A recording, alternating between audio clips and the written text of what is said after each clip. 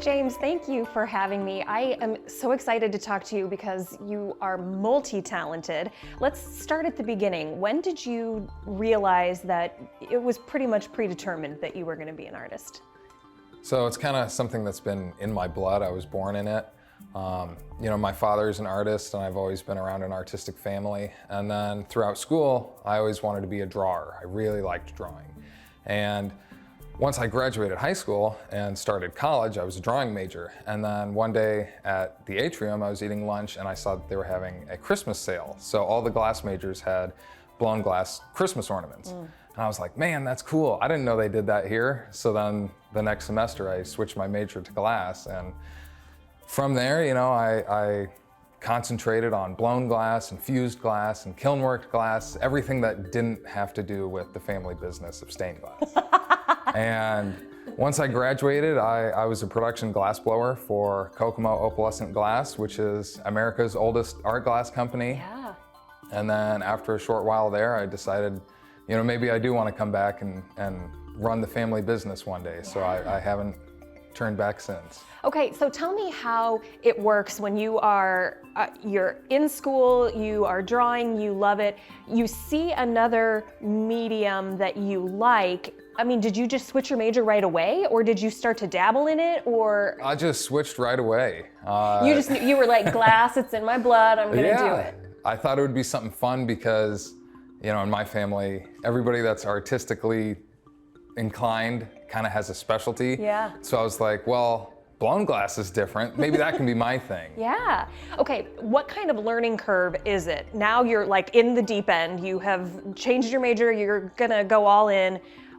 How long does it take to get a feel for it, not to mention get good at it? So I thought I was gonna go in and be this hot shot because I've been around glass before and it was totally not the case. There was a huge learning curve. Yeah. And I was constantly kind of addicted to it because it was so challenging. I like that challenge in it. It's when something is challenging but fun, you can really get addicted to it. But if it's too challenging, it's you turn away from it. Right. What was the most challenging part initially, and has that changed? Definitely the blown glass. With the heat and everything about it, it's very intimidating. You see everything's hot, it's glowing, there's a lot of movement, and that's very intimidating going in. Yeah. But after a while, I wanted to be that guy, that was impressing a crowd. Right. And everything with that. Tell me about the artistry that goes into blowing glass, because like you said, it seems like there are so many technical elements to it that it would be hard to then incorporate the art into it as well. How do you go about doing that? So I think for blown glass, it really kind of walks the tight line between a fine art and a craft. And so in school, it was very much, I was trying to do the fine art of it and kind of build the craft up as I went.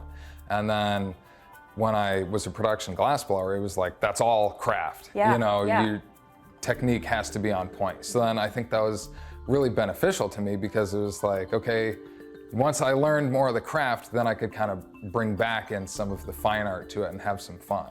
So what is it like to design a piece before you get to the process of actually blowing the glass? Do you have a full idea in your mind of what it's going to look like, and then you have to just leave it up to chance? Yeah, so one of the things with blown glass is that it's, you only have one shot at it. It's not like for pottery or for some other art mediums, even drawing, you can erase and then start again. Right. With glass, it's like, if you don't have your heat right and it cracks, because it's just naturally always cooling while you're working with it, then it's done. If it falls on the floor, it shatters, Is it ever frustrating when you have something in your mind that you want to create and you are kind of fighting against the technical elements of it? Definitely. So if I'm doing kiln worked glass or some of my cold working glass, I can really draw it out and plan for it. Right. But with blown glass, I'm kind of doing it on the fly. I have an idea in my mind and I'll draw a shape on the floor, but that's about as far as that goes. Wait, you'll draw a shape on the floor? Yeah, so in chalk, I will draw whatever shape of a vase I want to make. Okay. Just draw it on the floor and then be like, that's my starting point. I want to match that. That's wild. And then tell me how it works when you are choosing the different colors and all of that, because doesn't that affect how the glass works? Definitely. Or how you have to work the glass, I guess? Definitely. So some colors, they work really differently. So like a blue would be a very soft color. It's gonna get hot really quick and it's gonna get really thin the more you blow on it. Something like white is a very stiff color, so you can really have a lot more working time with it. It's a lot of trial and failure. Yeah. So traditional blown glass is kind of, you make it in one shot. Normally that can be a 1 hour piece. And then it cools overnight and then it's ready, then it's done. Yeah. But the kind of glasswork that I like to make is where if it's blown glass, I'll make it, do that one shot, but then I bring it back into my cold shop here with all my equipment, and then I start cutting it, grinding, and polishing. And that can really take some time. And if I'm doing a piece that only is cut, ground, and polished, that's when it can take days, weeks, months. You were telling me before we started shooting that you have a couple favorite pieces in here, and those are your favorite because of the time and the effort that went into them. How much design goes into that before you actually get into the process? So for some of those, I will even make like a cardboard mock-up of what it's gonna be. Yeah. Now, unfortunately, I can make the cardboard and it'll be this big, but then the more I keep grinding away at it, the smaller the piece gets. So, one of them, it was gonna be quite a bit larger, and then once, the final product was that size. You were telling me that you can't blow glass here. Correct. So how does that work when you are kind of having to go back and forth to work on your craft? So that gets very challenging because of the time, Like I was saying, I go to Toledo and I rent the facility access at the Toledo Museum of Art. And it's a fantastic facility, but that's 2 hours one way. Right. So it gets to be, okay, if I drive 2 hours to get there, then I have a 3-hour blow slot, then I drive 2 hours to come back, then I gotta wait till the next day or the next weekend for it to cool. Drive 2 hours, pick it up, drive 2 hours, come back. Yeah. So that can really take a toll on sometimes, really wanting to go make stuff. I was gonna say probably just the creativity, because also how much pressure that has to be. A lot, yeah. So I kind of have a hard time experimenting when I go there because, I work alone, which most glass blowers always have a partner, an assistant, a team. And since I work alone, I'm kind of limited on what kinds of pieces I can make or the scale that I can make, because I really don't want to screw something up. I've got 3 hours, and if I don't make something in that 3 hours, what a waste. Yeah. What is the best part of your artistry? Opening up the kiln, like after you've made something, whether you fused it or slumped it or blew it, and you finally get to like hold it in your hand.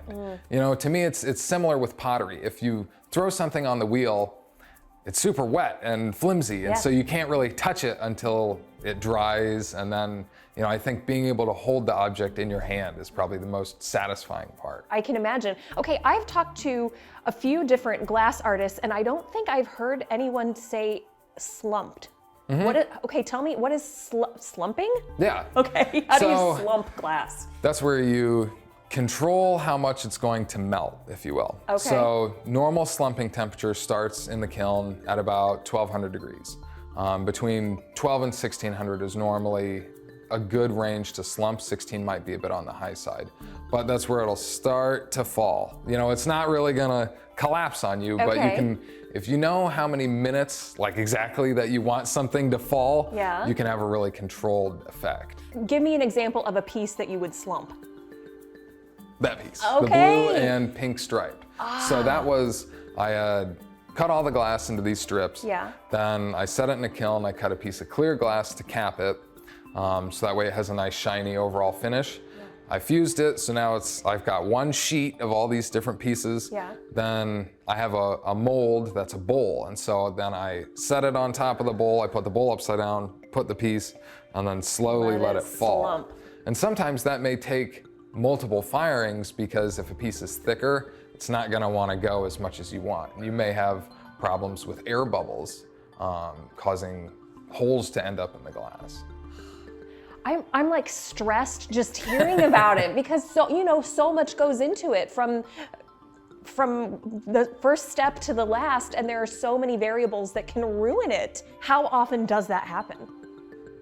I'd like to say not as often as you think, but it still does happen. Yeah, you know, I'm sure. For that piece that I had just shown, I did 3 at the same time, and for some reason, like I did a small one, a medium, and a large. The small and large one worked, but the medium didn't, and I'm like, why? If anything, I thought maybe the bigger one would have had a problem, but so that was just a chance. 1 out of 3 didn't work. Yeah. What is the hardest piece you have created, and was it the most gratifying? So I think there's a couple pieces that come into that. You know, those would be some of my favorite cut and polished pieces, just because of the challenge that goes into it. You know, for that piece with the 2 cubes, one of the big challenges was trying to get them to stay on top of each other without falling off, and trying to get the angles right so that it would line up. But with blown glass, you know, one of the big challenges there is trying to move beyond what I think I'm capable of. You know, trying to break that personal inner boundary that you've set for yourself, whether it's technique or scale or anything with that. What has your artistry taught you about yourself? It's really taught me to check myself sometimes, because you know, I may think I'm pretty good, and then I go and see somebody else, and then you're like, wow, not at all. That, and just being persistent, not being able to just walk away. You know, sometimes it's like, no, you need to come back. You know, there's something really gratifying in finishing that piece, that object that was causing you so much trouble. And then, you know, there's a big gratification that comes from being persistent. Yeah. James, your work is so beautiful. I am just mesmerized by, well, anyone who works with glass, but especially that you do it in so many different ways, and it's beautiful. So thank you so much for taking the time. Thank you very much. Absolutely.